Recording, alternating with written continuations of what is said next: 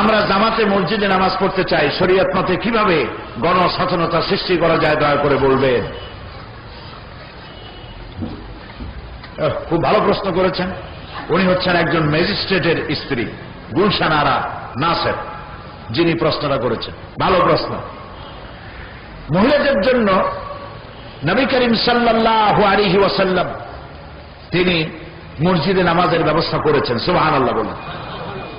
আল্লাহ রাব্বুল আলামিন মসজিদে হারামের ভেতরে তার বান্দীদের জন্য নামাজের কোনো নিষেধ করেন নাই। হাজার হাজার লক্ষ লক্ষ নারী আর পুরুষ একসাথে বাইতুল্লাহ শরীফ ঘুরতেছে, নামাজ পড়তেছে। আমাদের দেশেও আলহামদুলিল্লাহ মেয়েদের মসজিদে জামাতে নামাজ পড়ার ব্যবস্থা শুরু হয়ে গেছে। আলহামদুলিল্লাহ বলেন। মা বোনেরা আলহামদুলিল্লাহ বলেন। আপনারা দোয়া করেন। এখন তো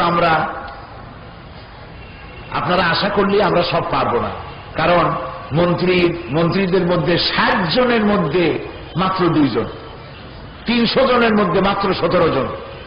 আপনারা যদি ইসলাম যারা চায়, কোরআন যারা চায়, হাদিস যারা চায়, এই ধরনের লোক পার্লামেন্টে যেদিন মন্ত্রী আর এমপি বেশি বানাইতে পারবে, সেদিন বাংলাদেশের প্রত্যেকটি মসজিদে মহিলাদের জন্য আলাদা জামাতে নামাজ পড়ার জায়গা সংরক্ষণ করা হবে। প্রত্যেকটি ঈদের মাঝেও আপনাদের নামাজের বন্দোবস্ত করা হবে ইনশাআল্লাহ।